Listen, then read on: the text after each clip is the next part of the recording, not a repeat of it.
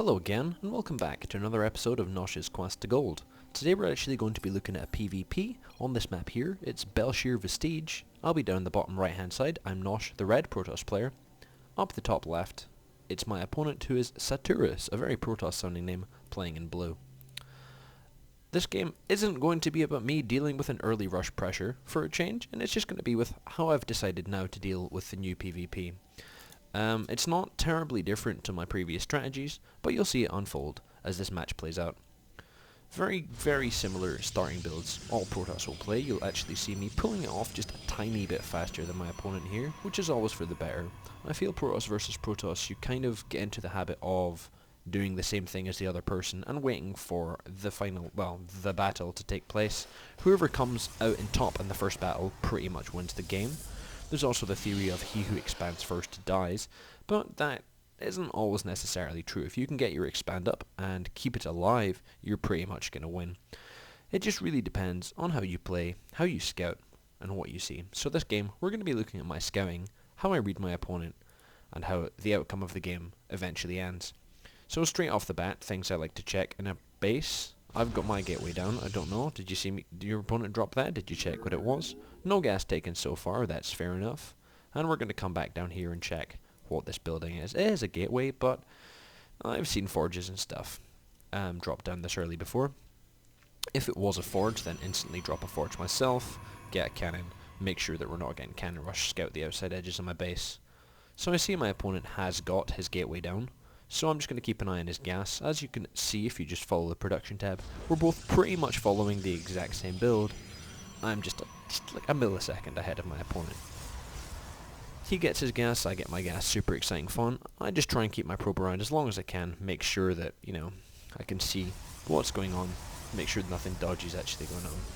Gonna sneak down here, we're gonna hide in this little corner, and we're gonna just check expand timings and stuff, if that inevitably does happen. My opponent has also had a chance to scout out my base, seen everything he needs to see. He sees my gateway and my pylon. He sees that nothing fishy is going on. He's going to move his probe. I don't know where. He's going to move his probe maybe back to his base. That was horrible. I hope I didn't give anyone motion sickness doing that. But we'll just see.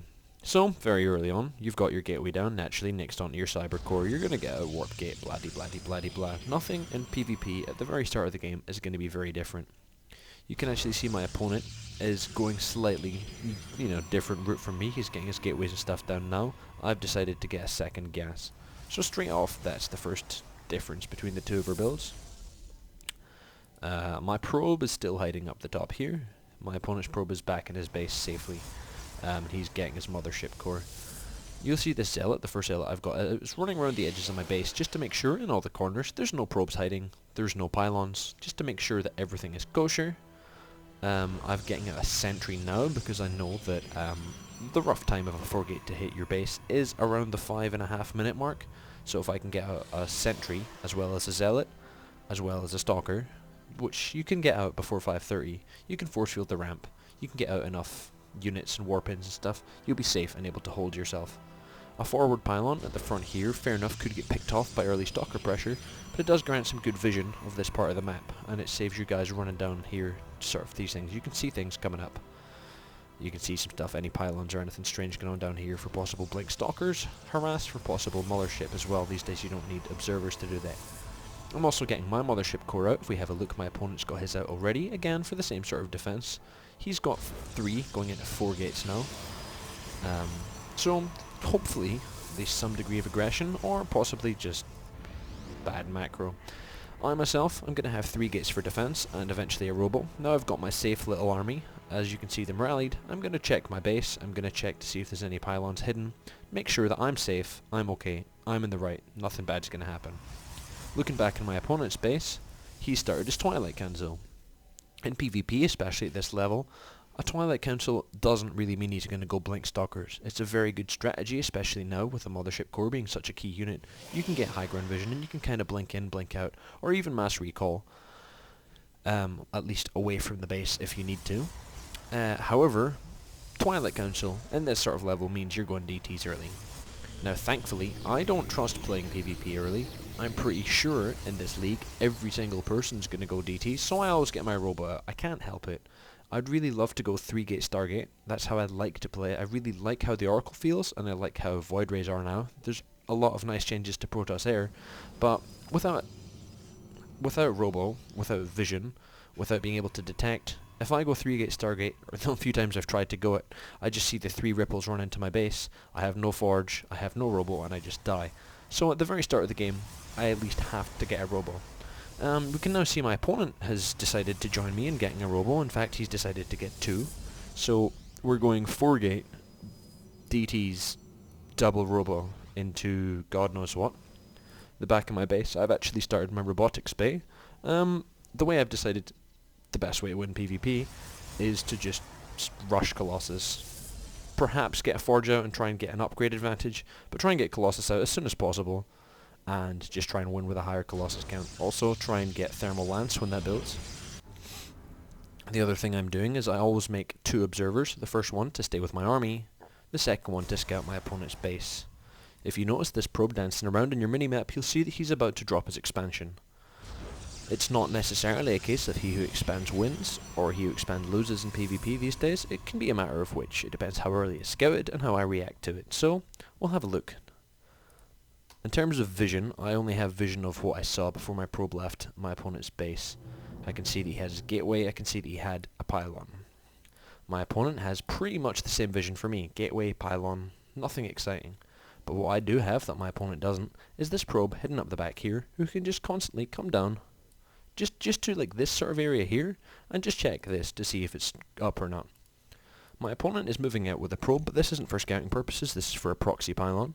At the same time, my observer's floating into his base, hoping not to see any cannons. And I've got my army positioned at the front of my ramp, so if any DTs come to run through it, they're pretty much going to get murdered. I've also got forward pylons in position, so that if I feel I need to expand, I can expand early, maybe put a few gateways down for blocking, or a forge, or a cannon. I've at least got the option there. I've also got my first Colossus on the way, he's actually due to come out, and I think I should really be saving for Thermal Lance, but I'm not sure if I am. I actually see I had a Forge, I didn't notice that at all. I have a Forge, I've got my +1 upgrade, so I'm pretty much ticking all the boxes I mentioned at the start. I'm trying to get ahead in upgrades, I'm trying to get a bunch of Colossuses out, and I'm just trying to make sure my opponent's not expanding. But I have seen it with my observer. I can actually see my opponent's observer as well, so I need to move that away. But with my observer, I've pretty much seen everything my opponent has. But the biggest thing I can see right now is this Twilight Council right here. I haven't seen the Dark Shrine, I don't think. I don't know where the Dark Shrine is. Oh, hidden up the back of the base. I don't think I've seen that. Where's my obs? No, he has. So I've seen everything my opponent has to offer. And if you actually have a look over this side of the map, 4 DTs have just been spawned in. So I'm in super high, there's going to be DTs alert mode. I've got my Thermal Lance started, I've got my upgrade started, I'm probably pylon block seeing as I've just put down 3, but apparently not. Fair enough. I've got 2 Colossus out, which is good. I feel kind of safe to move out. I think this is actually incredibly fortunate of me. Is it? Isn't it? Something spooked me there. I'm not entirely sure what it was. I wonder.